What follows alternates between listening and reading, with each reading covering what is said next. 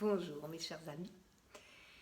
Alors aujourd'hui, nous allons aborder un sujet que nous avons déjà vu de la réalité objective, mais nous allons le dépasser, aller un peu plus loin. Comme vous le savez, je suis thérapeute, donc je reçois beaucoup de gens qui sont actuellement dans des situations difficiles, beaucoup de peur quant à l'avenir, qu'est-ce qui va se passer, etc. Ce sont des situations vraiment difficiles que l'on n'aborde pas avec légèreté. C'est pour cela que je ne suis pas en thérapie aujourd'hui, donc je vais me permettre de développer avec vous une autre façon de voir, un autre regard. Un peu comme l'abeille, vous savez, avec son œil à facettes, elle va voir, chaque fois qu'elle tourne son œil, elle va voir une autre vision. Eh bien, nous allons faire un peu la même chose. Nous avons notre réalité objective que nous construisons avec nos pensées, nous l'avons déjà vu. Et aujourd'hui, j'aimerais aller un peu plus loin, dépasser cet aspect-là et voir comment nous pouvons nous considérer si nous nous prenons beaucoup plus de recul. Toute cette histoire passé, présent, futur, qui se passe en même temps, en réalité, nous est encore un peu inconnue. Dieu merci, la physique quantique fait des progrès et depuis nous pouvons parler de ces choses-là sans passer pour des illuminés. Ça fait du bien. Et de ce fait, nous allons en profiter. Comme ça, je ne risque pas de passer pour une folle, ni d'être brûlée sur le bûcher comme une sorcière. Nous pouvons parler de ces réalités différentes que nous vivons au quotidien sans même nous en rendre compte. C'est ça, cette réalité objective. Prendre du recul aussi par rapport aux choses. Nous avons en nous des milliards et des milliards d'électrons, de particules qui circulent, pas à l'intérieur ou à l'extérieur, mais les deux. En fait, il n'y a pas de séparation. Nous vivons toutes ces choses en même temps, à l'intérieur, à l'extérieur, devant, dehors, hier, maintenant, plus tard, etc.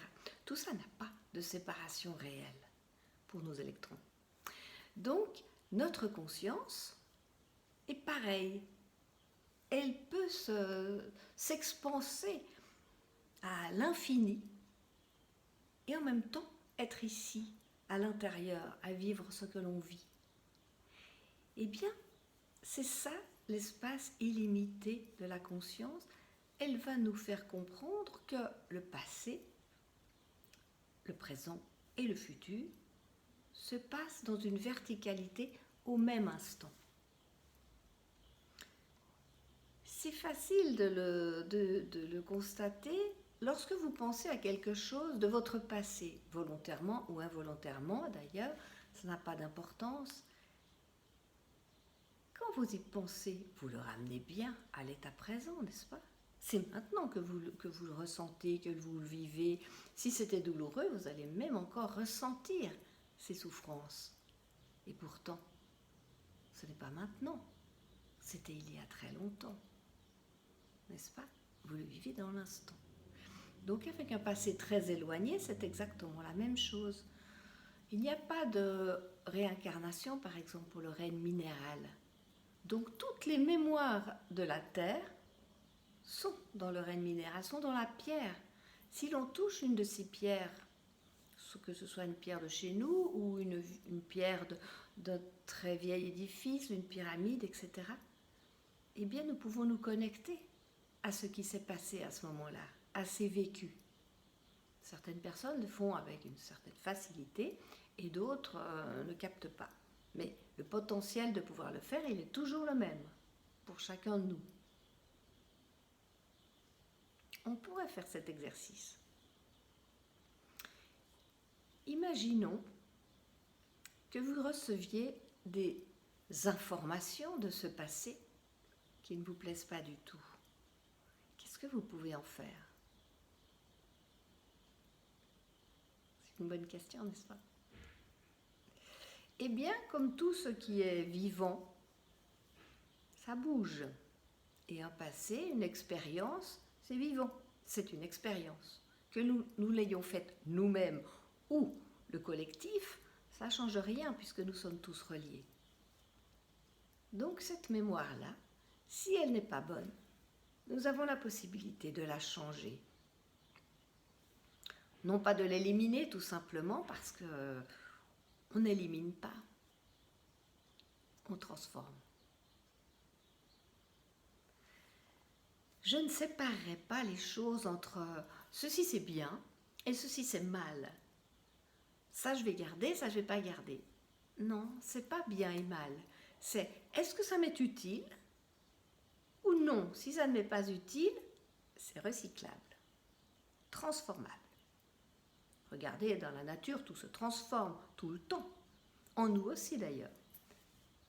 Nous transformons nos propres déchets. Nous mangeons des aliments, nous les utilisons et ensuite nous éliminons le reste. Donc, nous sommes une usine de transformation en permanence.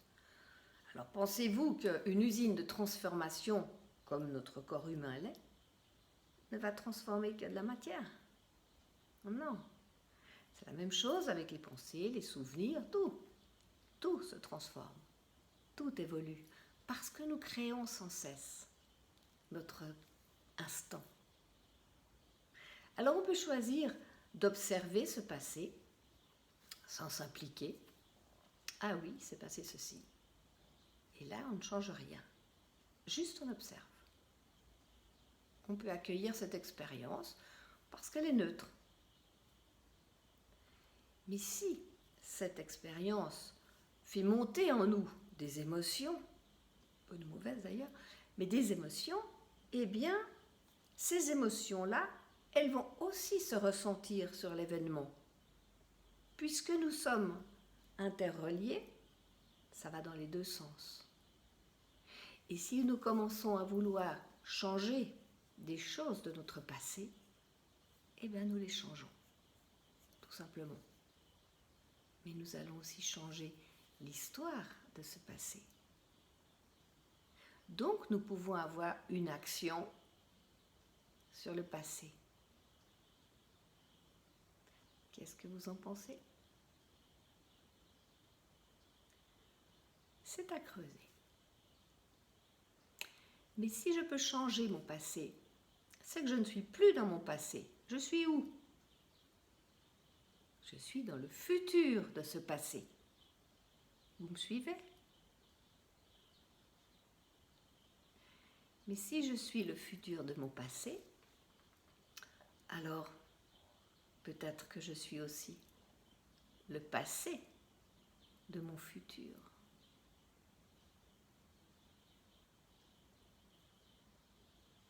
C'est intéressant, n'est-ce pas? Oui. J'aime beaucoup travailler passé, présent, futur, parce que tout se déroule dans l'instant. Et nous avons ce pouvoir de créer sans cesse quelque chose de nouveau.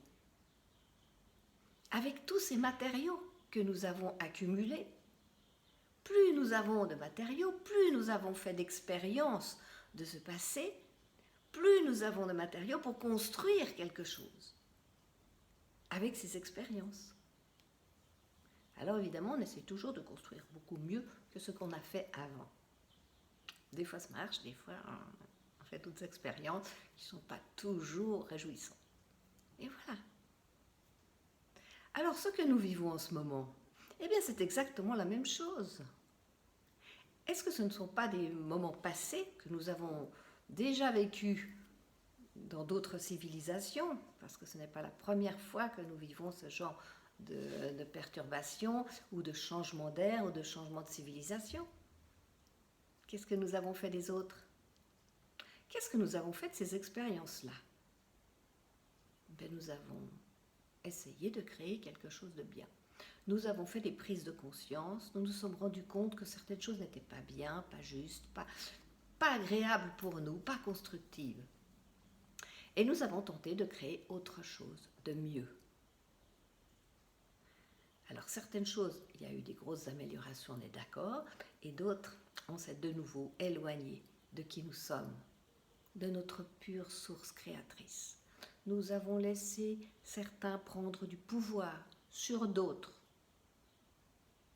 Eh bien cet apprentissage-là, nous allons devoir le refaire puisque ce n'était pas acquis. Alors maintenant, nous vivons une nouvelle période de transformation, de transmutation, où tout est chamboulé. Eh bien, tant mieux. Ainsi, nous pourrons faire de nouvelles expériences avec de nouveaux matériaux. Nous sommes déjà en train de comprendre ce qui n'était pas juste et ce que nous avons envie de créer de mieux. Nous nous rapprochons tranquillement de la nature. Sinon, nous voyons de l'autre côté qu'il arrive un monde robotique dans lequel nous ne nous sentirons pas très à l'aise au niveau de notre humanité. Est-ce que nous désirons devenir des robots, être commandés par des robots, être initiés par des robots? Ou est-ce que nous désirons retrouver notre humanité et notre pouvoir de créer nous-mêmes ce que nous avons envie de vivre? Toute la question est là. Je pense que ce sont des grandes périodes que nous vivons actuellement. Alors, faisons des choix.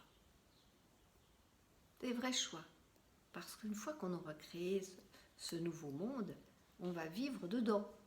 Et on va y entraîner nos enfants, nos petits-enfants et les générations suivantes. Parce que ce n'est pas chaque année que nous faisons des changements de civilisation aussi radicaux. Voilà ce que j'avais envie de partager avec vous. La puissance de notre conscience et de notre pouvoir créateur. Mais pas seulement maintenant. Nous pouvons créer, changer notre passé, changer notre futur, changer notre présent, tout créer à partir d'expériences. Parce que des milliards d'électrons sont là et sont constamment en train de nous aider à faire ces transformations. Je trouve ça absolument fascinant. Et j'adore la physique quantique. Essayez de vous renseigner un peu, vous allez voir, on y découvre des choses absolument fascinantes. Voilà ce que j'avais envie de partager avec vous aujourd'hui. Bonne route, mes amis. Travaillez bien vos pensées, votre réalité objective, avec un regard différent sur chaque chose, chaque expérience que vous faites. Et s'il vous plaît, partagez avec moi. Mettez-moi vos petits commentaires, que je vois, que je puisse vivre aussi vos expériences dans le partage. Je vous aime infiniment et je suis extrêmement heureuse de partager tout ça avec vous. Je vous souhaite une très belle semaine, mes amis. À très bientôt. Merci.